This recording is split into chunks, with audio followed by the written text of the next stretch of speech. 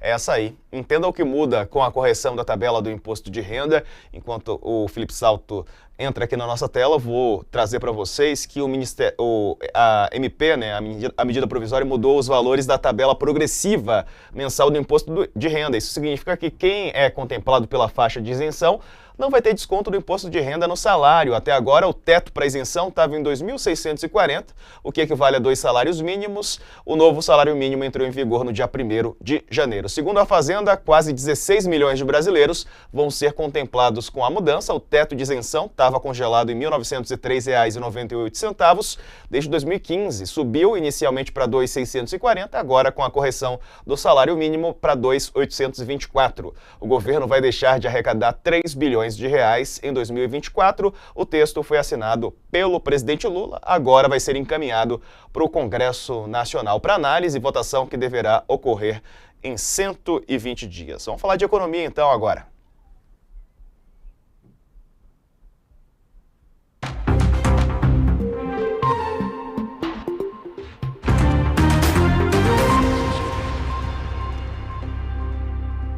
Com o Felipe Salto que está conosco. Salto, bem-vindo, boa noite. O governo publicou então essa medida provisória, isenção para mais pessoas em relação ao imposto de renda, né? Pois é, Diego, boa noite a você também, a todos que estão nos acompanhando. É uma medida que já estava sendo discutida há algum tempo, né? O governo já tinha feito no ano passado uma atualização da tabela, né, que beneficiou, por assim dizer, também a questão dos que estão na primeira faixa ali, né, de isenção, abarcando um número maior de pessoas que vão se beneficiar da isenção. E agora, com a correção do salário mínimo para R$ 1.412, então a faixa subiu novamente, né? Só que dessa vez, todas as faixas posteriores foram ajustadas também. Por isso que o custo é bastante elevado. O governo fala em 3 bilhões, nós fizemos aqui uma estimativa também na Warren e chegamos à conclusão que o número está bastante razoável, mas pode até ser um pouco maior, né? Chegamos a 3 bilhões e 200 milhões de custo. Outro ponto importante é que esse custo adicional, que na verdade é uma receita que o governo vai deixar de arrecadar, porque vai ter mais gente isenta, né? Não pagando, não recolhendo, essa renúncia tributária, esse dinheiro que fica na mesa, precisa ser compensado, né? Essa renúncia tem que ser compensada de acordo com o artigo 14, lá da Lei de Responsabilidade Fiscal, que diz que se você cria uma renúncia tributária, um gasto tributário, precisa mostrar como é que a conta é paga. O governo falou hoje ao longo do dia algumas coisas um pouco contraditórias que foram veiculadas aí pela imprensa, dizendo que não precisaria compensar, que continua comprometido com a meta zero de resultado primário, né, que é a receita menos a despesa, sem considerar o gasto com juro da dívida, e que estaria resolvido. Depois, ventilou-se também que ele compensaria a medida com aquela outra ação que foi tomada há alguns dias atrás para mudar a legislação que toca as questões de letras do tipo LCI, LCA, CRI, CRA, né, que são letras ligadas títulos ligados ao agronegócio e ao setor imobiliário. Essa resolução que foi editada, ela provavelmente vai produzir efeitos arrecadatórios, vai aumentar a arrecadação do governo, porque ele está fechando o cerco para alguns títulos, ou, na verdade, muitos casos, que acabam se utilizando desses instrumentos, né? E não são voltados para esses setores. Então, a ideia original, que era uma isenção voltada para estimular os investimentos no setor imobiliário, a construção e no agronegócio, ela foi desvirtuada pela prática. Então, essa medida que foi tomada, ela produz um aumento de arrecadação que o governo eventualmente pode usar para compensar a questão da tabela do imposto de renda. O fato é que é também uma questão política importante para o presidente Lula, porque ele prometeu isso na campanha. O candidato também, o Bolsonaro, na época, também falava bastante desse tema, e agora é uma medida concreta, né, que vai na direção do que ele vinha dizendo já desde 2022.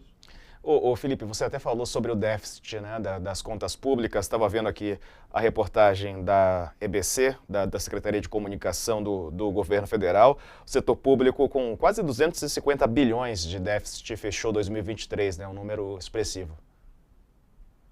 Esse resultado, né, na semana passada a gente comentou também o déficit do governo central. O que foi divulgado hoje, Diego, foi também o déficit, mas para o setor público consolidado, como a gente chama, né, que inclui também os governos estaduais, municipais e as empresas estatais. O que chama atenção é que é um déficit elevado, como a gente já sabia. A parte que cabe ao governo central, né, ficou maior do que aquele número que a gente conheceu há alguns dias pelo Tesouro Nacional, que era de 230,5 bilhões, né? O número hoje veio bem pior, acima de 260 bilhões de reais. E essa diferença, basicamente, tem a ver com duas questões importantes, né? Uma, que quem está nos vendo vai se lembrar, que é aquela questão daquela raspa do tacho das receitas, dos recursos do PIS/PASEP. Para quem tinha contas inativas lá do PIS/PASEP, mais de 5 anos sem sacar os recursos, o governo raspou o tacho e trouxe essa receita para dentro dos cofres públicos, 26 bilhões de reais. Só que isso é uma receita que o Tesouro, no conceito dele, contabiliza.